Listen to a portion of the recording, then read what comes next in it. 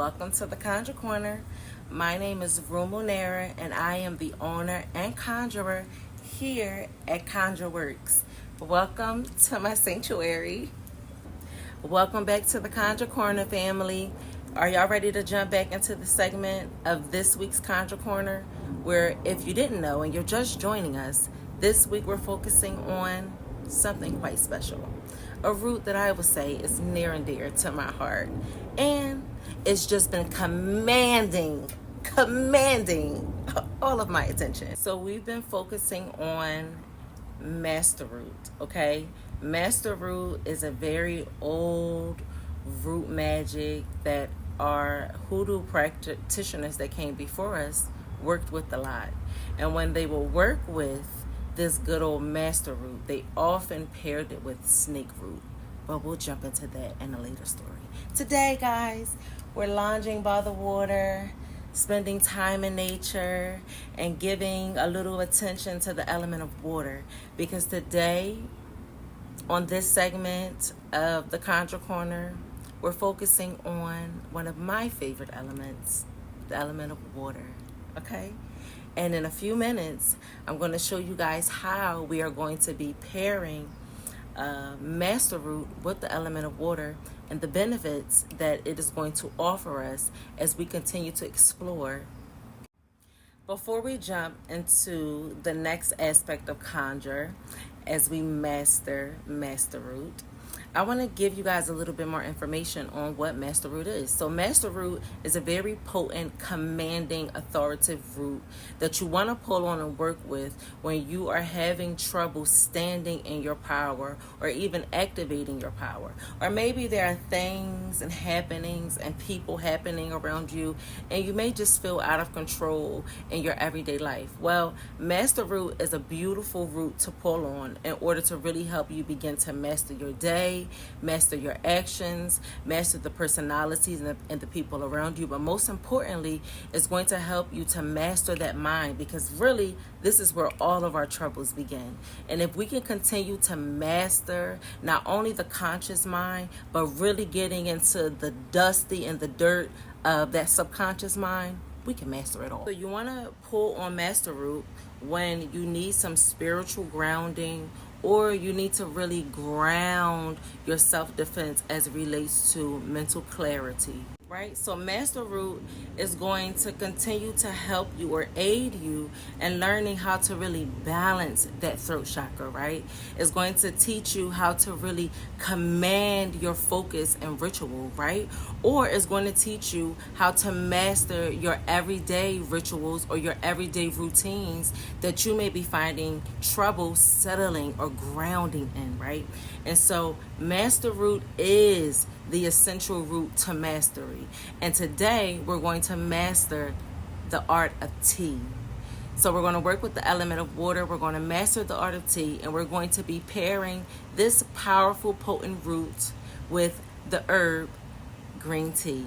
And there's so many magical properties that we're going to hop into on the other side once we jump into. But ground yourself, grab your tea, get in your water, and let's get ready to master the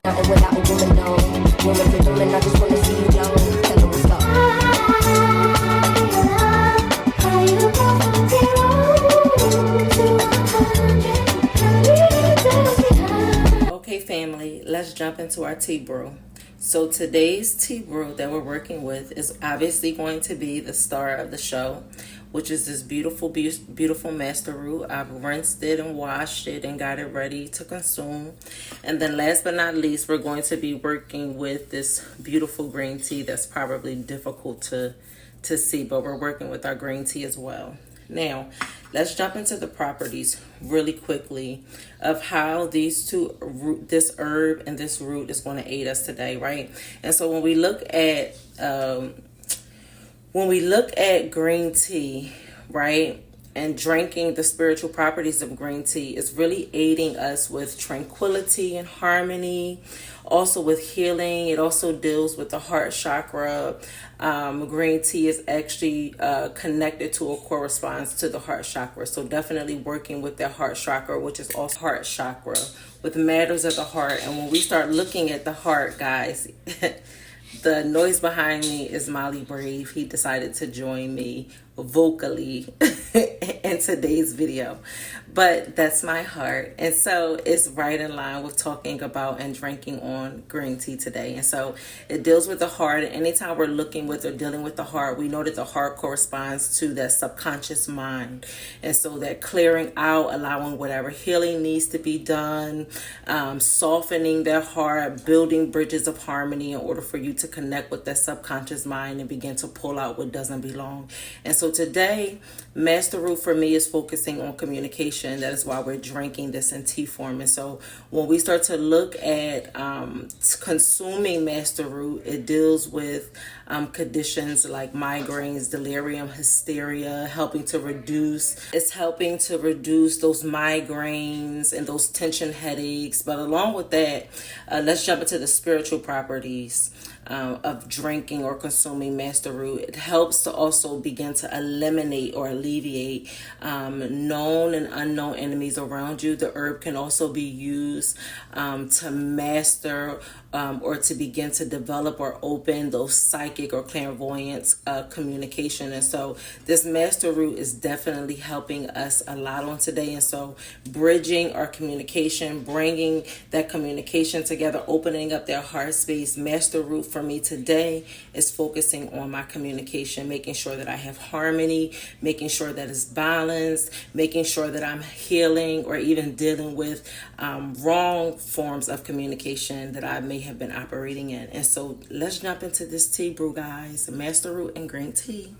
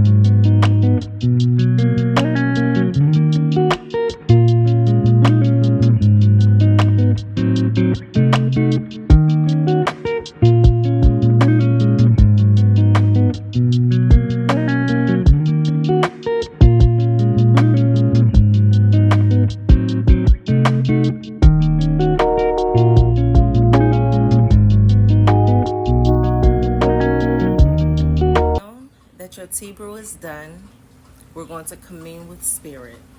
And so when you have maybe about 2 more sips left, I want you to save it. And then once you have the appropriate amount left in your teacup, I want you to shake it towards you 3 times. In fact, shake it until spirit tells you to stop. We're going to make up our own rules around here. So you're going to shake your tea. You set your intentions before you went into your tea brew. You've enjoyed it as you sipped. You've meditated away. And now, let's see what Spirit has to say. And so once you're finished taking your tea and shaking it, you're going to see the leftover tea brew left at the bottom. And the final thing to do is to take your cup, flip it, try not to spill any like I did. Let it finish draining, and once it's draining, we're going to read. Once your cup is flipped and it's finished draining, let's focus before we flip it. Depending upon where you are in the center, you want to find exactly where you are.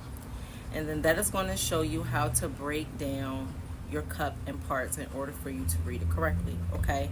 The cup breaks down into 3 parts. Designate where you are in the present. You read the sides of each cup, so you have your north, your south, your east, and your west, or your west and your east. And then you're also going to want to read the brim of your cup as well. And I want you to really pay attention and to focus at the story that develops before you as you're reading your teacup. Pay attention to the symbols, the numbers, the pictures, the characters, or the songs and the stories that may play in your mind, because Spirit is communing with you.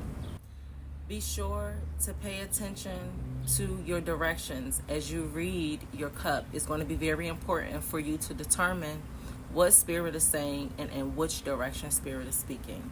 So pay attention to every bit of symbolism that may play itself out during your tea reading, okay? And while you're doing this, trust the happenings of Spirit.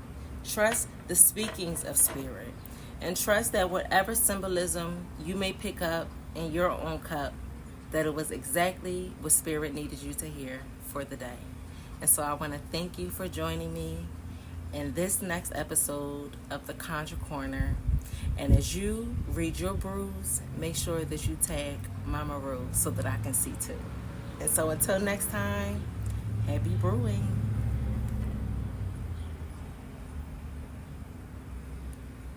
Fly me to the moon and let me play among the stars.